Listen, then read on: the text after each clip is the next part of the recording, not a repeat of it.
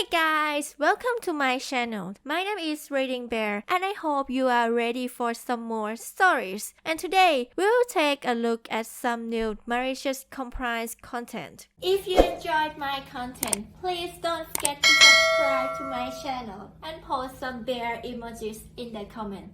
And now, let's dive right into the stories. First one is titled, Pizza Delivery Parking Spot. 2 decades ago, I was delivering pizza from a downtown Orlando pizza shop. Being downtown, parking was scarce, and the manager had told us exactly where to park and where not to park. At the bedding of one of my shifts, a coworker says to me that my car is getting towed. I run out and my car is hooked up to a tow truck, and the driver wants $40 or he is going to tow it. So, I pay the $40 cause it's a lot cheaper than retrieving my car from the tow yard. I go back in and ask my boss why I would get towed there. He explains the neighbor no longer lets us use that spot, and that was announced yesterday during team meeting. I was off yesterday, so had no way of knowing that. I asked my boss for the $40 because I parked where he told me to. Boss man said it was my fault because I didn't ask.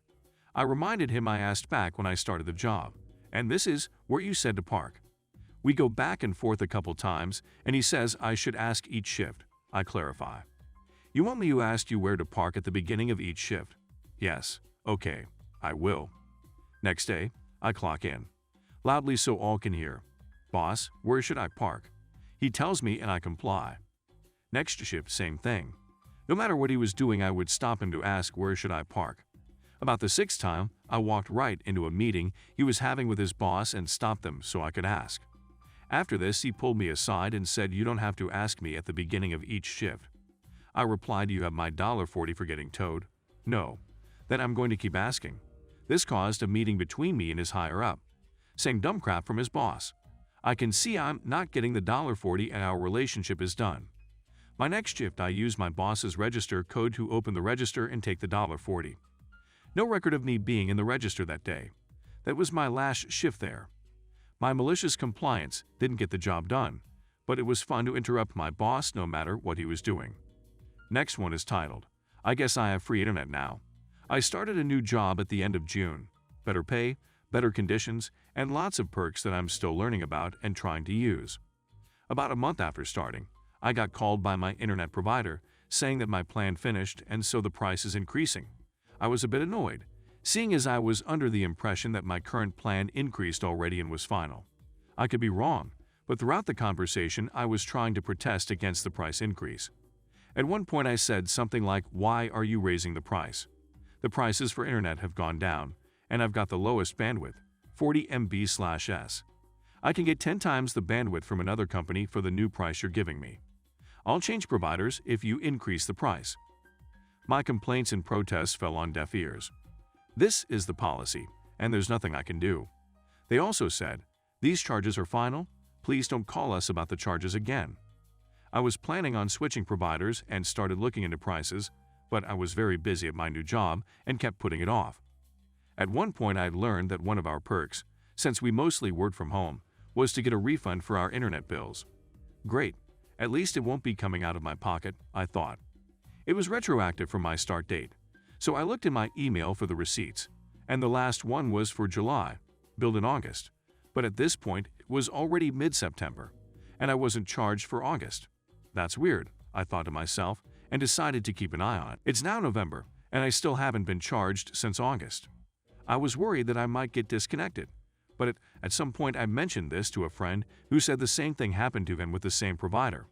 And he had free internet for a year and a half until he moved and called so his new apartment would be connected. They said they couldn't find him in the system, and he joined as a new member. I was going to call them and tell them about this, and asked to join a new plan, maybe cheaper. But then I remembered how they said that the charges were final, and I shouldn't call them about the charges anymore. Fine by me. So I was only charged once at the higher price, and I got that refunded. I guess I have free internet now. Next one is titled, My Nana's Compliance Turned into One of My Best Christmas Memories. This compliance isn't quite malicious, more of a clever, crafty compliance. My sweet Nana likes to call all the grandkids months before Christmas to ask what we all want for our gifts. She likes to make sure we all get something we like. I'm notoriously bad at asking for things since I feel bad when people spend too much money on me, and I can never think of something inexpensive on the spot. When she calls, I usually avoid the question and procrastinate a few weeks on deciding what to ask for until my mom bugs me to give Nana an answer. My avoidance tactic last year, when she asked what I wanted, was to answer with a hippopotamus. I'm a big fan of the song "I Want a Hippopotamus for Christmas," and I thought she'd get a kick out of it since the song came out when she was a kid. She was very amused, and we sang the song afterwards. When the holidays rolled around, I realized I had never called back to give her a real answer. Nana is known for taking things literally, but clearly the hippopotamus comment was a joke, right? Well, she took it as an opportunity to teach me a lesson. When I visited her for Christmas, my gift was a gigantic hippopotamus squish mallow. For those unaware, squish mallows are very soft, dumpling-like plushies. I love my hippo very much, and he is lovely to sleep on, but I learned to start planning what to tell Nana a little in advance instead of trying to brush her off with a joke. All around, a great Christmas, and I wouldn't trade my hippo for the world. I mean, it is what I asked for. Next one is titled, "I expect my rules to be followed." Wait, not like that. A few months ago, I posted about an episode of Malicious compliance I did at my retail job. The following MC happened at the same store, but with a different, although just as nasty and power-tripping, department manager. I worked in the clothes section, and it was not uncommon for staff and customers to ask fitting room staff to put clothes on hold for them by putting it in the back of the fitting room cupboard.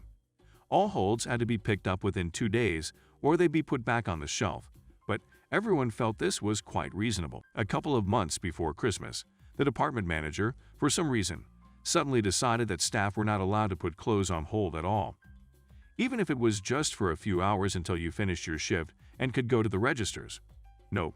If managers saw clothes put aside for a staff member, she'd take it and screech, "I expect my rules to be followed," and "No clothes are to be left in this cupboard," and go and put the clothing back on the shelf. She even printed out a note that said, "Staff are not to put items on hold, no exceptions." Yes, that was how she spelled it, and stuck it inside the cupboard door where holds would have been kept. No justification was ever given for this rule. It wasn't like the staff holds were taking up space, as there would generally be no more than 1 to 2 items on hold for staff at any given time, if that.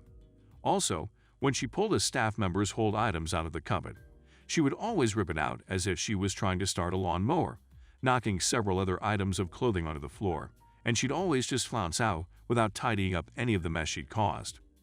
Fast forward to maybe 2 weeks before Christmas. I was working in the fitting rooms on the evening shift, and manager walked in while I was on the phone to a customer, maybe 10 minutes before closing time. As I watched, manager put 2 pairs of women's pajamas into the cupboard. However, instead of just putting them into the cupboard where there was a gap, she pulled the few remaining returns forward and pushed these pajamas right to the back of the cupboard. I watched her do it. She saw me watching, but neither of us said anything. As a hardworking employee, I knew that I had to make sure the cupboard was empty of returns before I left for the night, so that whoever was working in the morning would have a clean start.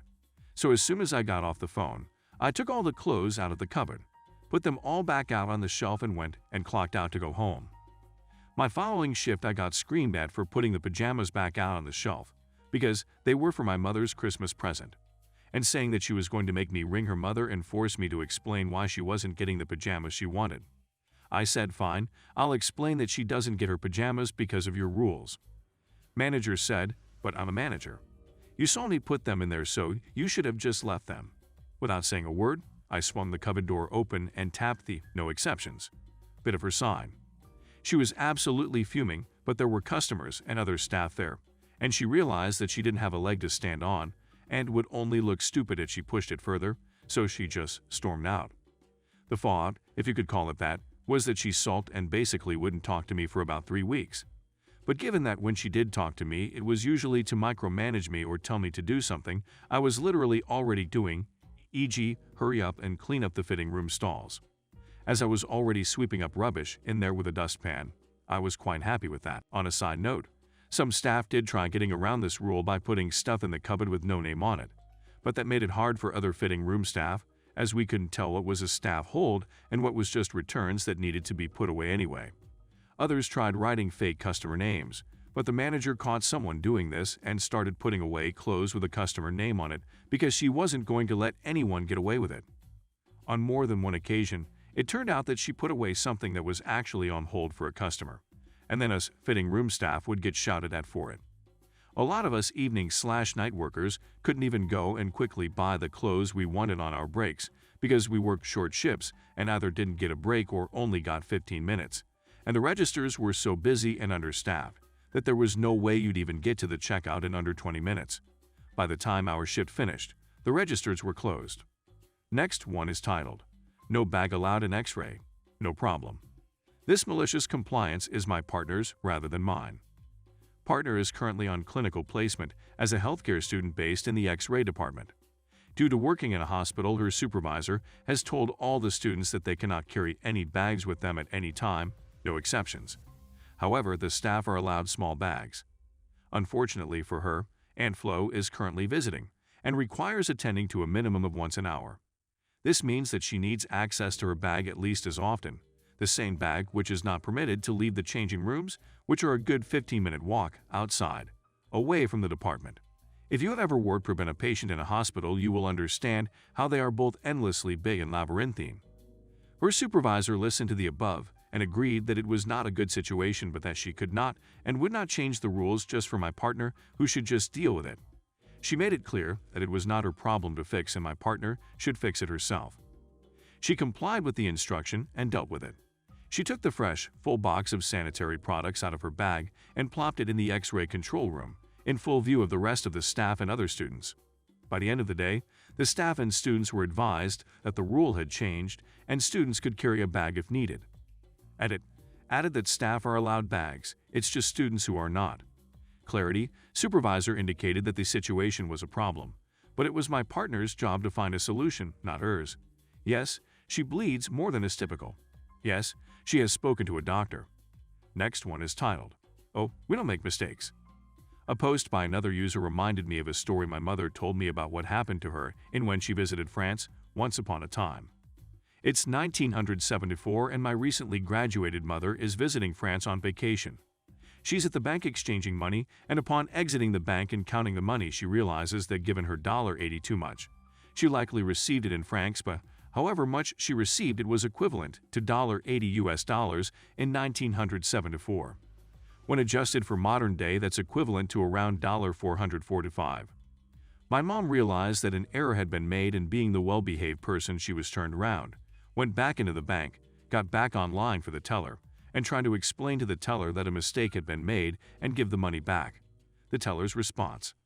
Teller: "Oh no, we don't make mistakes." A bit stunned, my mom walked out of the bank and stood around for a few minutes wondering what she should do.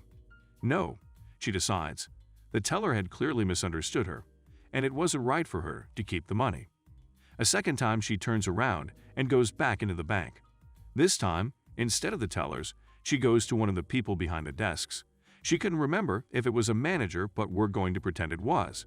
Once again, she tries to explain to the manager that a mistake was made.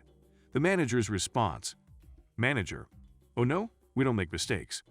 Stunned yet again, my mom decided that she had done enough to try and right this mistake and accepted her newfound fortune. However, most definitely did not run off cackling into the night, since she was now significantly more worried about getting mugged and slashed or arrested, and did not want to draw attention to herself. Spoilers, her trip ended just fine and nothing bad happened because of this. Now it's easy to look at this situation and laugh at how stubborn the bank was, but my family has always wondered whether or not the employees at the bank actually did understand what my mom was trying to tell them, but to them it was not worth the money to admit they had made a mistake. Last one is titled, "You Should Have Counted Before You Left." My dad was a tire builder and union organizer in Detroit. At our local bank, there was always a sort of conscious condescension by the tellers for blue-collar workers. My dad was in weekly to deposit his check and take cash for the week. He finished one visit and turned away and walked a few steps, then turned back to tell her he got the wrong amount of cash. Before he could say a word, she snootily said, "You should have counted before you left my window. I can't do anything for you now." He smiled and nodded and walked out with his extra $50. That was a good week for us. As a reference, gas was 19 cents a gallon at the time. The next week, he went to a different teller and waved casually in response at the former teller's frantic motions to see her. Thanks for listening.